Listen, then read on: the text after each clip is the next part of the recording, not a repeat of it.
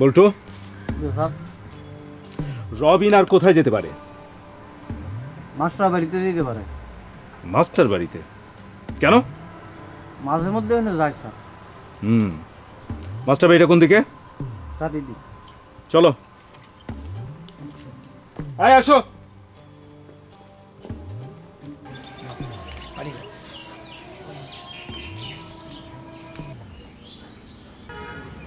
Police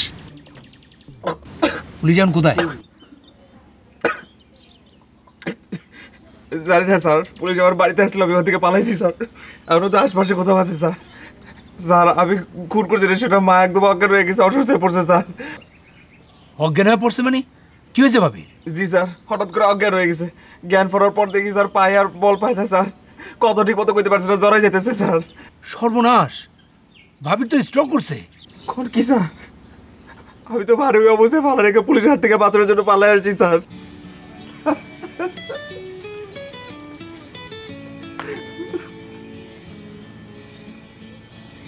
মনে হয় Madhav phone করছে, কথা কই দেখি কি বলে। জি হ্যালো,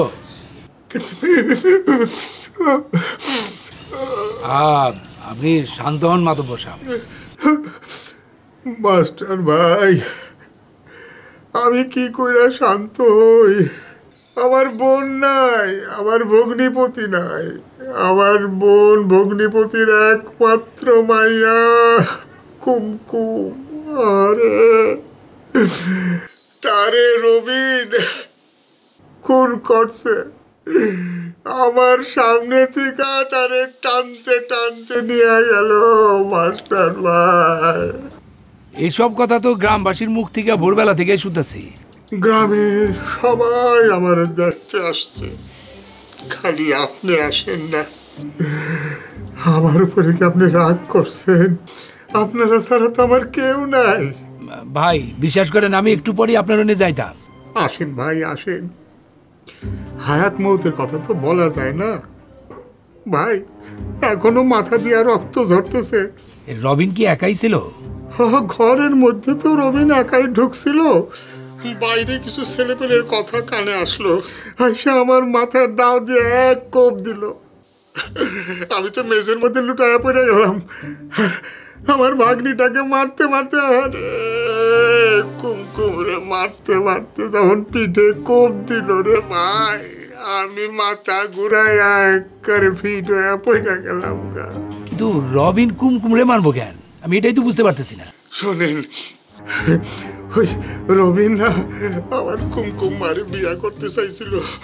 আমার কুমকুম মা একবারে না করে দিছে, কইছে আমি গ্রামের সকলের তোমার কথা কয়া দিব, আর তুমি যে আমার রাস্তায় বিরক্ত করো আমি পুলিশটা এই কথা গমু।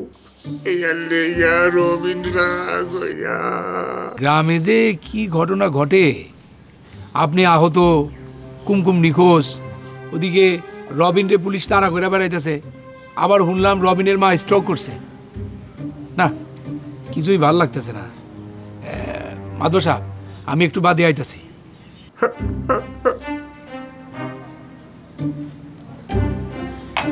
স্যার স্যার স্যার মাদবর কি কইল স্যার?